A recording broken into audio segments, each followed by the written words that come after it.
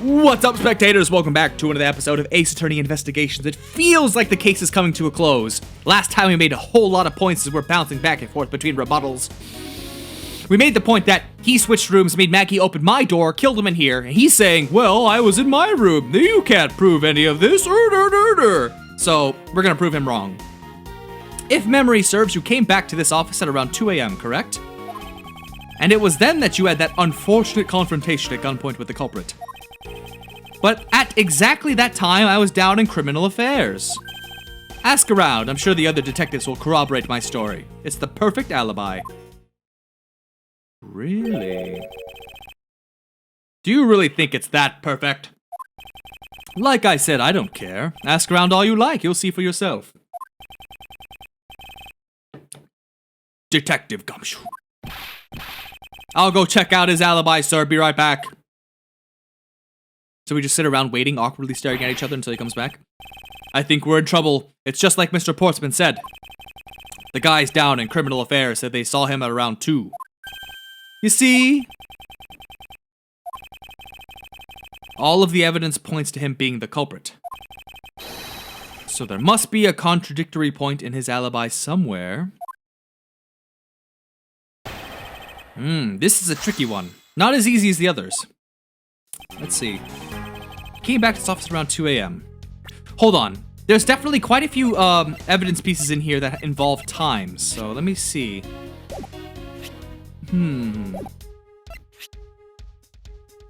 Where? Huh. Okay. Let's keep going. Hold it. You are correct. It was around 2 a.m. Are you sure? It's really important to me that you're spot on with the time. I remember checking my watch then, and make no mistake, it was 2. Ooh, giving testimony like a pro. Okay, so you came back to your office at 2. And it was then that you had that unfortunate confrontation at gunpoint. Hold it. It is as you say, however. Yes, however, you are the only one who claims to have bumped into the culprit. So tell me, did you see the person's face? Was it me who you saw? It was pitch black, so I couldn't actually see. Oh, come now. I'm sure you saw something. Try a little harder, why don't you? Oh well, it doesn't matter if you remember or not. It only matters that you ran into the culprit. But at exactly that time, I was down in CA. So you paid the Criminal Affairs Department a visit. Yep, right after I left the prosecutor's building, I headed straight for the precinct. Ask around, I'm sure the other blah blah blah blah blah blah.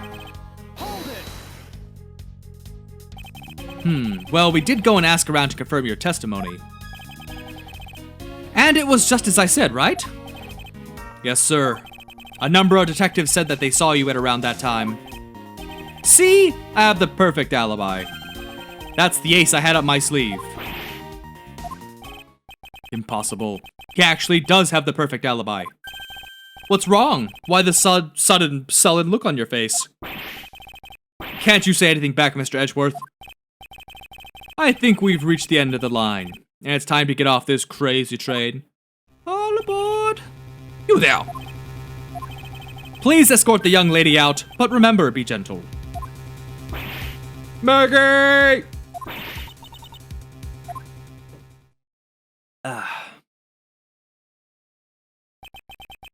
Is there nothing I can do? There must be a way to turn this situation around. A turnabout, if you will. If I only had a clue, did I miss something that can help me cast doubt on his alibi? Interesting. I need to calmly think this through one more time and with logic.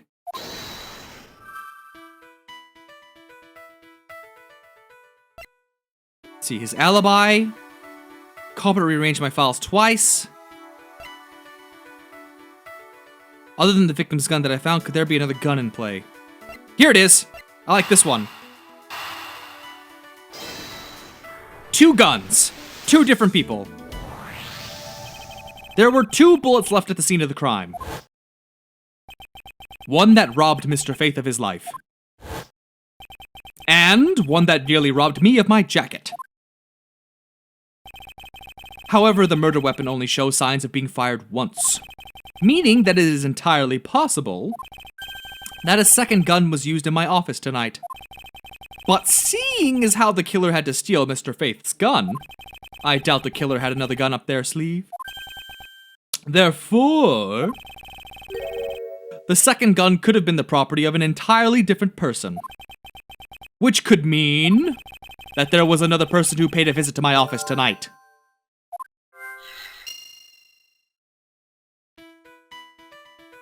Well, this is a tricky one.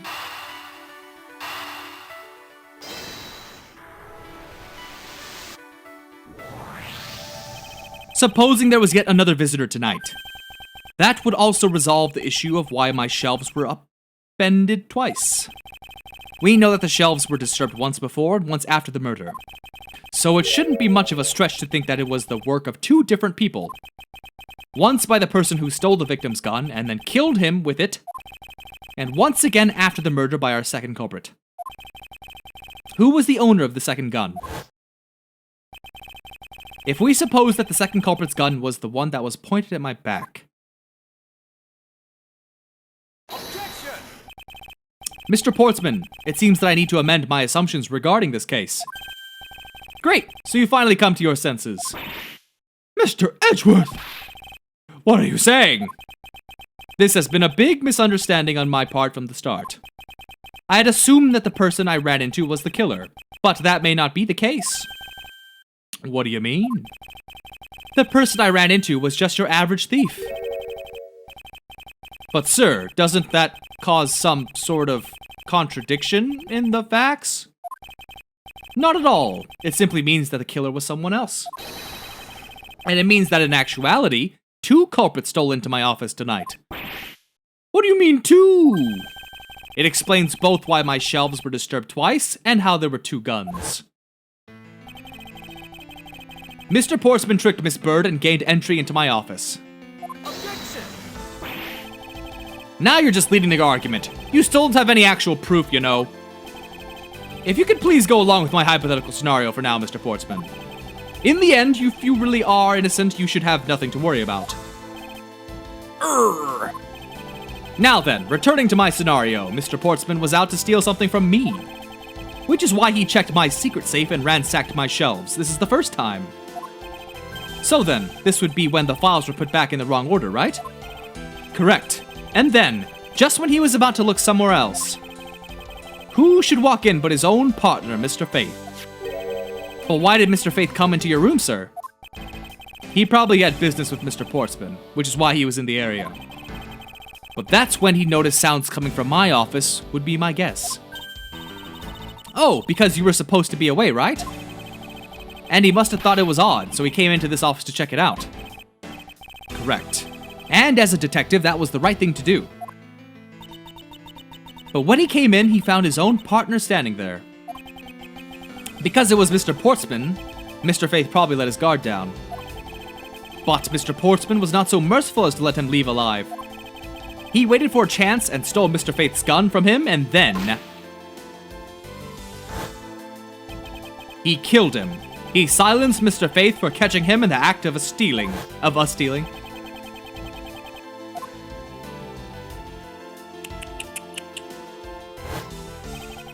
This was the moment in which the first shot was fired, the one that landed in my files. Following that, Mr. Portsman wiped the gun down and left it behind as he made his exit. He could afford to do that because he had also left the fake dying message behind. You're such a complicated troublemaker, you know that? Well, if things were as simple as that, then all would be solved. However, there was yet another visitor to my room, and this is where it gets complicated. Yes, and this other person's objective was also to steal something from me. Now then, even after Mr. Portsman left, the door to my office remained unlocked. However, this new visitor had no way of knowing that, and so they stole the master key from the security guard's room, and then entered my room and searched through my shelves. This was the second time they were disturbed, and it seems the thief found their prize. The stolen 0 file, right, sir? Correct. Only just as the thief was about to leave with the file, I appeared. The thief then threatened me with their own gun and made their escape. The second bullet was fired during their brief encounter. So the shelves getting messed up twice and the 2 bullets. It was all because 2 different people were doing those things at 2 different times. Precisely. So now do you see, Mr. Portsman? The person I met was just a thief, and was not, in fact, Mr. Faith's killer. Your alibi for the time frame in which I ran into the other person is now irrelevant. Because we now know that the murder took place during the first culprit's visit. Objection!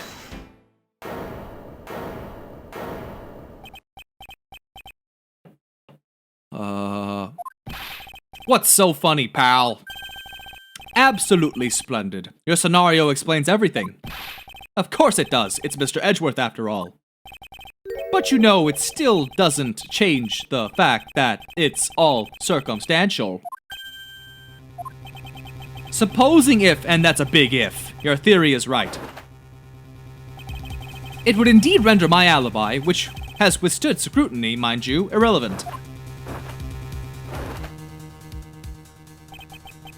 But there is still one defining point of your argument for which you have no evidence. Your supposition that I was the first visitor. Mr. Edgeworth! You can't let him get away with that, sir! But he has a point. I have absolutely no proof at this point. Don't say that. I don't believe this. Don't worry, Maggie. I'll do something if I must. Kill him. Shoot him. You know something? I find your attitude to be somewhat peculiar, Mr. Edgeworth. If the person you met really was just a plain old thief, then why is that person not your main suspect? That is, if your theory is correct.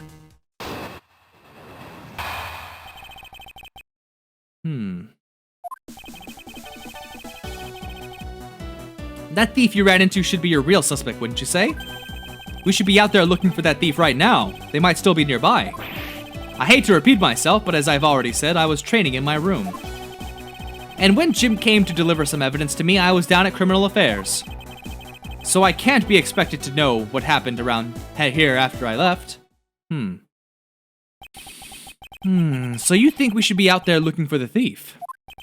Of course. Now isn't the time to be wasting time on the dead-end discussions. I don't think it's at all dead-ended. I find your alibi to be fascinating. Let's continue where we left off, shall we? I know he's lying. I know he was here at the scene of the crime. I just have to find a way to prove it.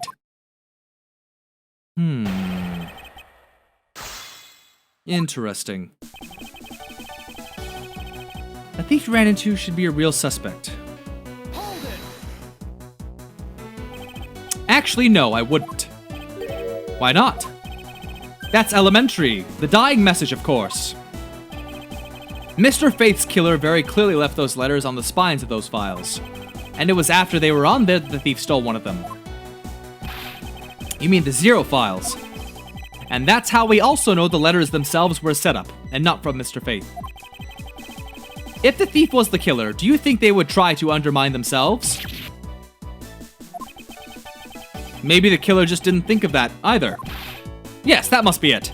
Maybe, just maybe. Hold it! Once escaped, I highly doubt a thief would linger nearby. Well, you never know. Maybe they didn't get what they were really after. Oh, you talk like you know quite a bit about this thief. It's nothing like that. I have no idea about anything, after all. Hold it! But according to Mr. Faith's note... Hold on, I thought we already cleared that up. Didn't we say that Jim left that note for me in the early evening? If you have proof that he left it at a different time, say just before he was murdered... I don't have any, no. You see, so I insist again that I was in my office the entire time.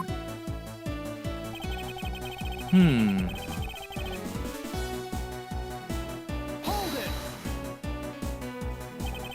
Why didn't you go there with Mr. Faith? That's because he said he was tired and was going to take a quick nap. You know those sofas in the hallway? He likes to sleep on those. It's one of his habits.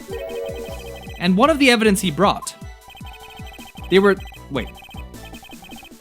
things related to yesterday's case. Just 2 items, a gun and a pendant. Interesting. This piece of testimony seems too crucial to let slip through the cracks. Ah, but he said he brought 3 items in the note. Objection!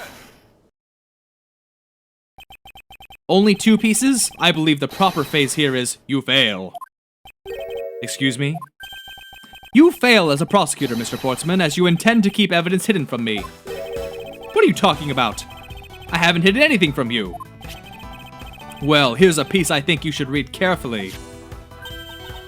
Ah, it says that Mr. Faith was bringing 3 pieces.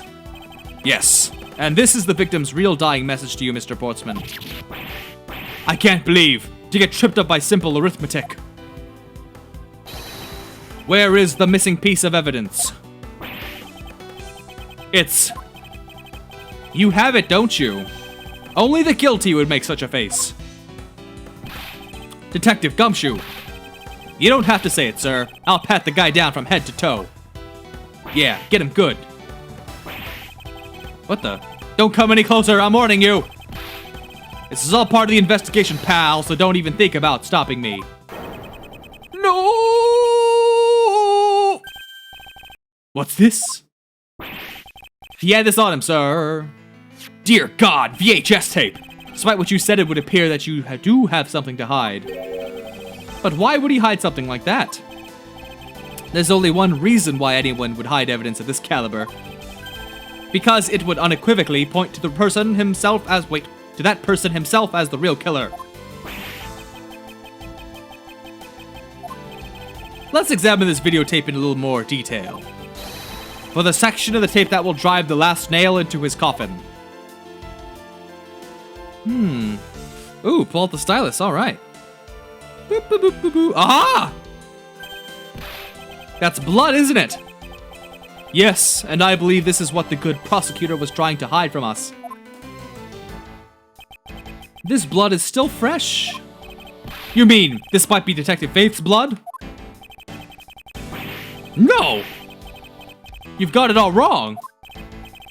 No amount of denial can save you, can shave you. We have but to run a blood test to find the truth. You told us that you had received evidence from the victim earlier. Now you will tell us when and how did the victim's blood find its way onto this video. Yeah! It's totally suspicious. Was it at that moment of his death? Did Detective Faith have this videotape on his personage when you killed him? You know very well there's no way to prove that. Not even if we were to examine this tape for fingerprints. If I had to take a guess, I'd say that the only ones on here would belong to the murderous you and Mr. Faith. No, impossible! Ay, ay, ay, ay. Ay, ay, ay, ay, ay. Ooh! Oh, that's not good. Oh, he killed himself. Well, what are you gonna do? Here's a common problem with gold medalists at Olympics. Where'd he go? Mr. Portsman has been placed under arrest for the murder of Detective Buddy Faith, sir. Very good. And the results we got back from the lab techs on the tape turned out to be real solid, sir. The blood work came back, and it was definitely Mr. Faith's blood on there. And as a bonus, they were also able to lift a few of Mr. Faith's fingerprints as well. Thank you so very much, Mr. Edgeworth. I still can't believe I got to see your cool deduction skills outside the courtroom. I'm impressed beyond words, sir. It was nothing. I'm just sorry you got caught up in the murder in my office. Please accept my apologies. Oh, it was nothing. Really, compared to what I've been through, I mean. I consider myself lucky. It was only a burglary and a murder this time, sir. If it had been a hold-up or a hostage situation, I'd have thrown my hands up in the air. I think I'm finally rising up from a goddess of misfortune to just an unlucky person. Something tells me we should have hired a different person for security detail. You know something, sir? That Mr. Portsman really was one corrupt prosecutor. And why would you say he was corrupt? Well, I heard that there were a number of suspicious things related to his court cases. There's even rumors about how some of the evidence he uses is forged, sir. Forged evidence. And they say he even decided not to prosecute a few cases for some really vague reasons. That guy was a complete disgrace to the entire profession. We never did get around to asking what his reason was for breaking into my office. Whenever we got near that topic, he just clammed up. Although we can be pretty certain that it was to steal something. This is just between you and me, sir, but there's a rumor that some sort of huge organization is involved behind the scenes. Oh, well, well. With Mr. Portsman not willing to divulge anything, it certainly lends credence to that rumor. It would seem that we haven't heard the last of this. That Mr. Portsman isn't the bad guy? I didn't say that, but rather that there are still many more mysteries for us to solve. Yes, somehow that thief stealing the notes about the case from 10 years ago is going to be crucial. For example, well, this. Take that! The person who stole this file, the other villain of the night. Yeah, I wonder who it was. And what happened to the stolen pages? I wonder, who in the world was it that held me up at gunpoint? Mr. Edgeworth, sir. Yes? I came across this while I was processing your office earlier. This card. Is that a bird or something on there? It's not just any bird. It is the mark of the raven. A three-legged raven. Even you should know that what the hell this is, detective. It's about that thing, isn't it? That great thief everyone's talking about. It is the mark of the great thief, Yatagarasu. Yatagarasu. Yeah, that's the best I can do for pronouncing, so I'm just gonna say Yatagarasu. Under the mark of a legendary bird, the Yatagarasu is noble to the end. A modern Robin Hood. Labeled mysterious and phantom-like, the Yatagarasu appears and vanishes at will. Though we don't know much about this thief's ultimate goal, we do know the targets. The Yatagarasu likes to find and make public evidence of corrupt dealings of all sorts. The theft is always performed in silence, and always with perfection. Once a target is chosen, no dramatic calling card or announcement is sent forth. Instead, the chosen corporation is infiltrated without even the target noticing. Some days later, the evidence that was found is sent out to the mass media. Along with this single card, although it has been a while since the Yatagarasu's last appearance. Mr. Edgeworth, something's written on the back. What? Let me see. It's the location of where the thief put the stolen files. So the person who stole the contents of the file was the Yatagarasu. Quite a few key words are popping up in this mystery. The murder in my office. The return of the great thief Yatagarasu. Looking back, I can't say I didn't see these events coming. For they were heralded by the incidents that began to occur 2 days ago. Well, I don't know what the hell he's talking about. The end! And this is the perfect time. Oh, alright, fantastic. This is the perfect time to end this video, so stay tuned for the next one. And thanks for watching. Bye-bye.